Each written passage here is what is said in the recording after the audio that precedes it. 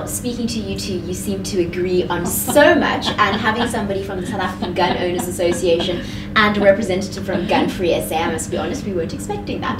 So, but there must have been points that you two disagree on, points that the two groups are still at odds with. So, John, won't you start us off by talking about that? Adele will come back to you. Absolutely. You know, I wanted to add something with regards to the amnesty, but let's forget about the amnesty for a moment. I think Adele has covered that. Basically, as I mentioned in my address, there are certain concerns that I have, and especially as a former prosecuting lawyer, you know, solving crime is one of my primary solutions, not merely the reduction of firearms.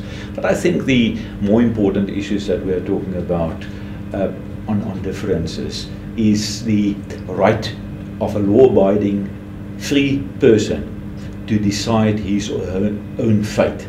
In other words, to take decisions with regards to what you want to possess, under what circumstances you want to possess it, and how lawfully you want to use that. I think that is vitally important. We, for instance, do not believe in such things as numbers of firearms. We do not believe that there should be a limitation on the number of firearms that you possess. Currently, the Firearms Control Act, for instance, provides that a person may not possess more than one handgun or one shotgun for purposes of self-defense. Now, that is totally impractical, first of all. And secondly, it has unfortunately led to the fact that people try to find loopholes around that. Secondly, with regards to all the specialist groups, your private collectors, your dedicated hunters, your dedicated sports persons, in the latest amendments, for instance, there is a proposal with regards to the limitation of the number of firearms that hunters, dedicated hunters and dedicated sports persons may possess. We just do not agree with that, because those people are absolute specialists in what they are doing. They have been specifically accredited to do certain things. Their safes or safe storage devices have been properly scrutinized. They are regularly being scrutinized when the police do get around, and that is going to be addressed in the amendment bill, because the whole regime of your district firearms officers is going to be improved, which we agree with. I think that is a very important step forward, where your DFO will be dedicated to this task of firearms rather than to do whatever the whims and the woes of the station commissioner is. We believe that although a dedicated firearms officer falls under the regime of the station commissioner and not the central firearms office, we believe that that dedicated firearms officer should do just that.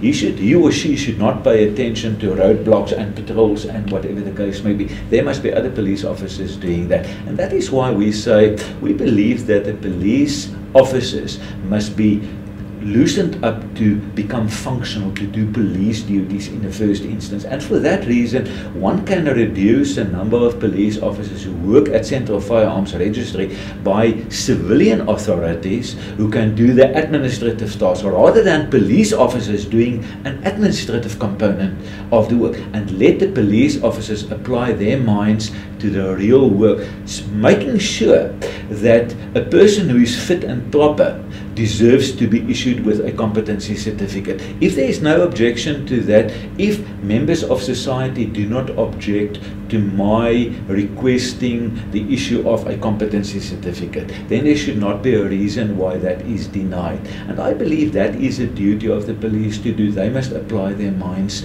to that.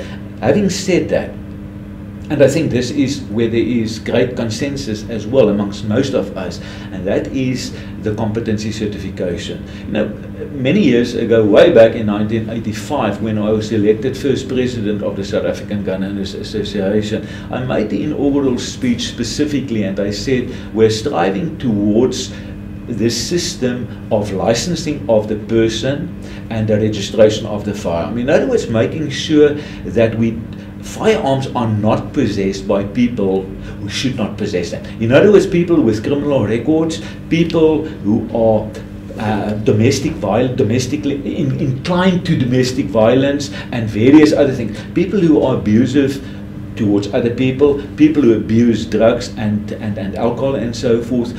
We must be very careful about that. And we have moved in a right direction.